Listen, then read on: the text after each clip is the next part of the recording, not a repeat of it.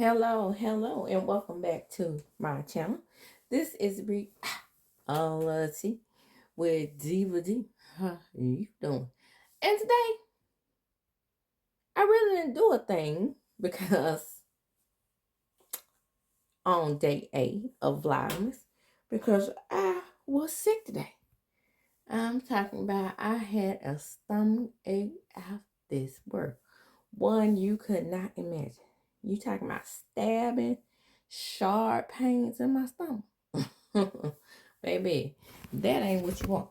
But I tell you what, on some of these vlogmas, I think I can go ahead and do some entertainment news.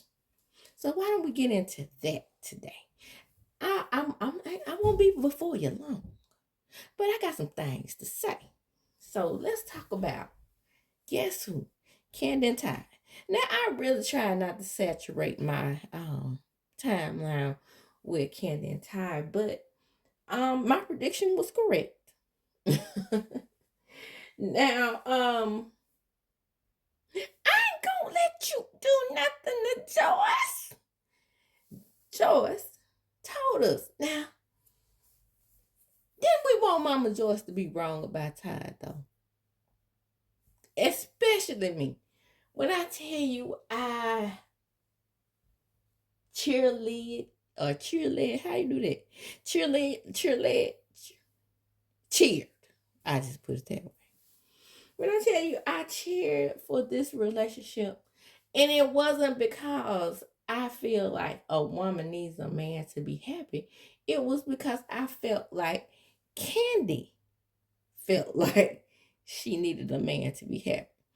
And being that I am a huge fan of KANDI's, I just thought that Todd was it.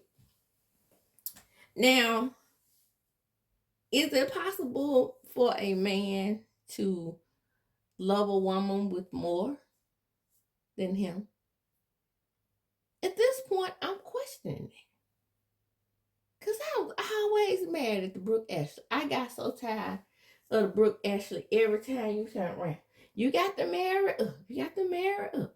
And I was agreeing with her to a certain extent about black women, marrying potential. Well, so far, marrying potential has not done well for us. It didn't do well for Mary, J. Blige, Wendy Williams. Wendy Williams' fortune is now in the hands of strangers because of her need to be with someone. But I will also say, and I've always said, that Kevin somehow got to the point where she couldn't really stick and move and make movements without him. It was a codependency that was sickening. But you think I'm going to be so desperate to have a man to watch that man trick my money off with some hoe?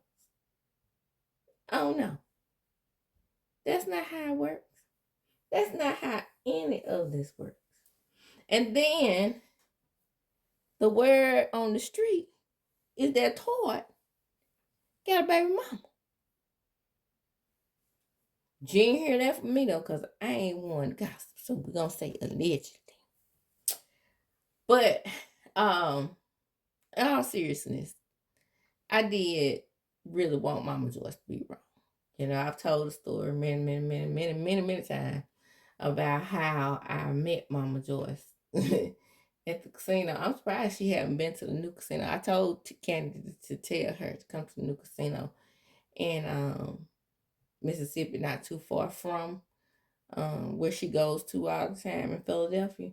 But she loves the Golden Moon and Silver Star. So if you around there at any time or whatever, you might run into her, because that's where I ran into her at. And same with it. But I liked her when I met her. You know what I'm saying? Because I like no nonsense. It's just that I thought that she was just getting in the way of her daughter's happiness. Um, Kandi was smart enough to do the prenup, but I probably wouldn't have done the prenup so harshly. Like I said, you worth 35 million at the time, probably more than that now, because they still got her same net worth everywhere you see. And I know she's worth way more than 30 million now. I would say probably between 50 and 60. That's probably like net worth with assets and all liquid and crystal. So I don't believe that she's still worth just 30 million, because we do know about that Cowboy Carter tour, don't we? And we know she was getting a nice little residual check. So no, I don't think that. And even sometimes with women, a lot of men think that women shouldn't get what was theirs prior to the marriage either. I don't always think that way about women. But I definitely don't think that way about men who sat up there and, was down in the bushes like a fucking lioness, waiting on the shoe to drop, and then filed for divorce. Or did Kandi file for divorce? See, because I'm getting confusion on who actually filed for divorce first. Because I'm hearing stories that Todd actually left the marital home first, and then Kandi was just like, fuck it, he gone. I'm not gonna try to stay with him. But Kandi wanted to be married, y'all. And women in her little group, all of them had those men from Escape, though. All of them had those men who they married. But look at Latasha. Look at the position she's in now, running behind Rocky. This lady has no career with Escape at this point. Tiny almost lost it all, because how many deals and endorsements and even tours with Escape did she turn down for T.I.'s old punk ass? With no guarantees that, he was going to divide all his assets with her. It's just that T.I. just happened to be successful, but T.I. also is a cheetah pumpkin eater. You think I'd sit up there and be with a man just to say I got a man? That has never been me. Never. It's never been me. And like I told you, you could check my track record with my exes, even exes that I tried to work things out with. It was this one ex I tried to work things out with him, and he decided that he just was done. And I was like, are you sure, you don't want to try again? No, I just want to be by myself. You go, oh, okay. I was hurt. I'm not going to even lie. I was hurt by it. But now I said, you know what? I can do bad all by myself. And I dipped. I said, yeah, I'm going to leave you alone. No more talking to you. No more calling you. No more none of that. And I went down to the casino and I hit the jackpot. And by then, I was over it. It's amazing. But my point is to say that I hate that for Kandi. I hate that she was duped. She was duped into believing that this man loves her. I mean, it was so many times where I could see signs and I was like, oh, but he still loves her. Oh, but I do believe he loves her. But I would still be questioning in the back of my mind, like when he would make certain moves, the trucking company, the Mexican restaurant, all these harebrained damn schemes. Do I think Old Lady Gang was a bad investment? Absolutely not. I literally believe that was an awesome investment, even if Kandi did put out her capital towards the restaurants. I believe that the restaurants were awesome adventure. Their production products, I think that they were fine as well. I mean, shaky on some of them, but for the most part, I agree that their production was a good thing. Now, here's the problem on this 8th day of Vlogmas that I have with KANDI and Todd. And the reason why you hear me say Todd like that is because that's how Greg used to say his name, and that's how country men say Todd, because I used to date a guy named Todd. And that's how all his friends called his name. They called him Todd. As I was saying before, I was so rudely interrupted. At no point do I ever feel like all of the investments were bad or all of them didn't require KANDI's capital. And do I feel like he made contributions to this relationship? I do. And there's where things get sticky for me with him and Kelvin, because Kelvin was way more controlling than Todd was. But at the same time, Kelvin, I don't know if it was his street nature or whatever, but he had some kind of movement for Wendy that the rest of them didn't. That they were just out for money, like Sherry's old dude, Big Sasquatch, and Mary's old dude.